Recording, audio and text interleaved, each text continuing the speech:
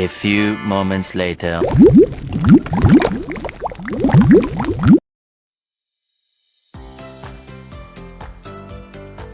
Lahirnya bahasa Indonesia dari Melayu ke Bahasa Persatuan.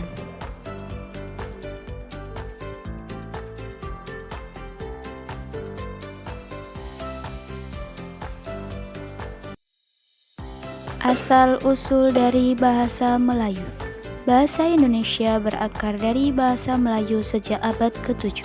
Bahasa Melayu sudah digunakan sebagai bahasa perdagangan antar suku dan kerajaan, terutama pada masa Sriwijaya.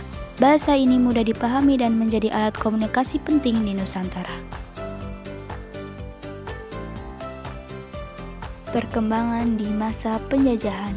Ketika Belanda datang, bahasa Melayu tetap digunakan rakyat sebagai bahasa sehari-hari. Pemerintah kolonial bahkan menerbitkan buku pelajaran dan kamus Melayu.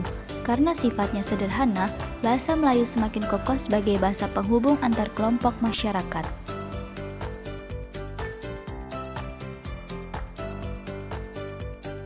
Munculnya bahasa Indonesia. Peristiwa paling penting dalam lahirnya bahasa Indonesia terjadi pada 28 Oktober 1920. Kongres Pemuda II, para pemuda dari berbagai daerah menyatakan satu nusa, satu bangsa, dan satu bahasa Indonesia. Bahasa Melayu kemudian resmi dinamai bahasa Indonesia dan menjadi simbol persatuan.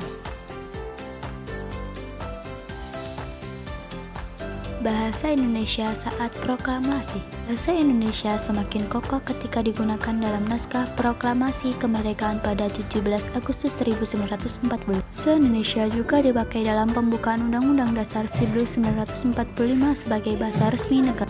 Ini menegaskan kedudukannya sebagai bahasa persatuan dan bahasa negara. Perkembangan maju saat Indonesia merdeka. Setelah kemerdekaan, bahasa Indonesia terus berkembang. Pemerintah menetapkan pedoman ejaan seperti ejaan yang disempurnakan atau EYD dan kini dikenal sebagai PUEB. Bahasa Indonesia digunakan di sekolah, pemerintahan, media massa, hingga teknologi digital. Bahasa ini menjadi identitas bangsa Indonesia. Bahasa Indonesia memiliki sejarah panjang. Berawal dari bahasa Melayu, diangkat sebagai bahasa persatuan pada Sumpah Pemuda, lalu menjadi bahasa negara saat proklamasi. Memahami sejarahnya berarti memahami jati diri bangsa.